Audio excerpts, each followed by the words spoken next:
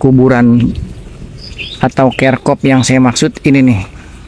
1, 2, 3, 4.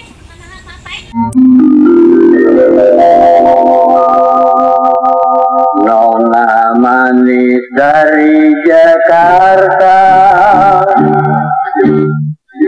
pinggang ramping dan jelita.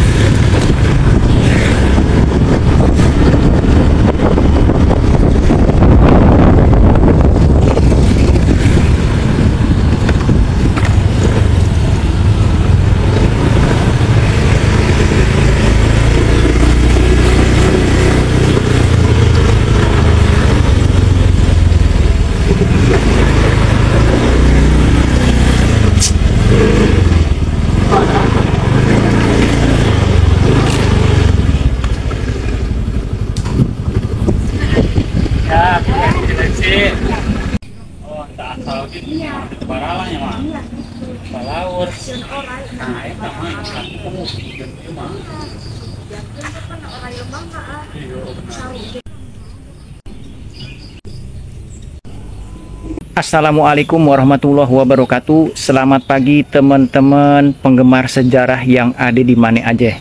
Hari ini saya lagi ada di Cibarusah. Kebetulan berkunjung ke salah satu lokasi yang saya lihat di dalam peta lama. Itu ada sebuah tanda pemakaman Belanda alias kerkop. Nah, segera saya meluncur sama Farik yang kebetulan juga dia rumahnya ada di daerah Cilengsi. Saya ke lokasi ini dan memang kuburan Belandanya atau kerkopnya ini adanya di dalam kampung, berdampingan dengan makam-makam orang kampung yang ada di sini. Nah, itu Farik lagi bawa bambu, takut ada orai katanya.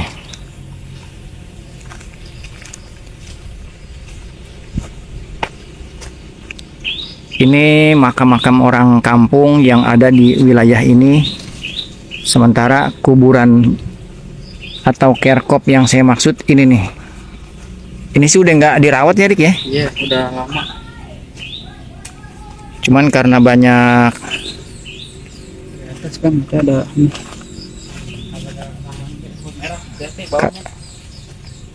karena banyak semut merah, semut rangrang, jadi kita nggak bisa ke dalam lokasi ini nih, ke tengah ini nih. oh suka gitu banyak.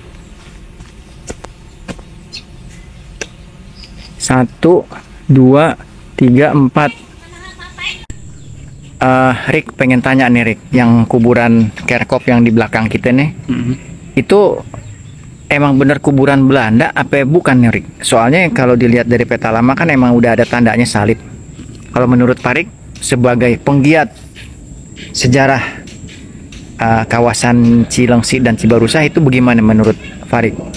Ya, jadi buat apa namanya yang ada di belakang kita itu betul ya, itu adalah makam Belanda atau kerkop karena sesuai dengan yang ada di peta tahun 1901 sama 1938 itu emang ada tandanya ya, bentuknya salib kecil. Nah, itu kerkop. Nah, kerkop ini diperkirakan udah ada dari tahun 1880-an atau 1850 mungkin, lebih tua lagi gitu. Karena menurut informasi yang ada ya, jadi kerkop ini adalah makam dari orang Belanda yang dulunya kerja di perusahaan punyanya keluarganya Michel Arnold. Nah, jadi di sini nih dia dikuburinnya. Kenapa dikuburin di sini? Karena mungkin dulu mau dikuburin ke Batavia atau Buitenzorg kejauhan. Jadi daripada dibawanya kejauhan ya udah makimin di sini aja, karena kan tanah-tanahnya punya tuan tanah Cibarusah pada waktu itu kan. Nah, kemungkinan dia ini dulunya adalah administratur atau petugas administrasi dari perkebunan yang ada di sekitaran Cibarusah ini, gitu sih kira-kira. Itu ada berapa kuburan nih, Rick, yang terdeteksi? Kalau menurut menurut keterangan dari situs Belanda dan referensi dari buku Ploys and Treslong, itu diceritakan atau disebutkan bahwa makamnya itu ada empat buah makam. Cuman kalau kita lihat langsung itu lebih dari 4 kayaknya, karena ada beberapa makam yang nggak kedeteksi atau nggak kecatat kayaknya di buku itu, karena buku itu sendiri terbitnya tahun 35 ya, bukunya itu buku Ploy and Treslong Prints, itu yang terbitan kedua tahun 1935. Nah, di itu disempatin cuma ada 4 makam yang dimakamin di Kerkop Cibarusah ini. Tapi kayaknya kalau dilihat-lihat ada yang dikuburin tahun 36 juga nih, yang makam tadi tuh yang kayak anak kecil itu dia meninggal tahun 1936 dan dimakamin tahun 1936 juga, berarti kan baru berapa bulan, berarti ini makam anak kecilnya ada 2 apa berapa itu kita lihat tadi ya. Nah, selebihnya makam yang orang dewasanya itu ada 4 kalau di catatan bukunya Ploy and Treslong. Cuman dalam keterangannya itu on beacon nih, nggak diketahui siapa nih namanya gitu, karena kita lihat juga tadi rumputnya masih tinggi-tinggi, jadi kita belum bisa lihat nisannya gitu, namanya siapa gitu yang bisa kita lihat di situ. Nah, ada lagi nih terakhir nih, Rick. Itu kan nih kuburan Belanda kelihatannya nih berantakan nih. Pernah dengar katanya ada yang pernah bongkar atau bagaimana tuh, Rick? Ya, betul. Jadi menurut keterangan ini ya warga sekitar, jadi sekitar tahun 1970-an dulu sempat ada pemburu harta karun nih dari Sukabumi. Dia malam-malam nih bongkar nih makam. Ya, makam Belanda ini katanya nyimpen harta karun. Dia jauh-jauh datang dari Sukabumi, datang ke Cibarusah ini buat bongkarin tuh makam. Katanya sih malam-malam jam 12 sampai jam 1 malam itu bongkar makamnya.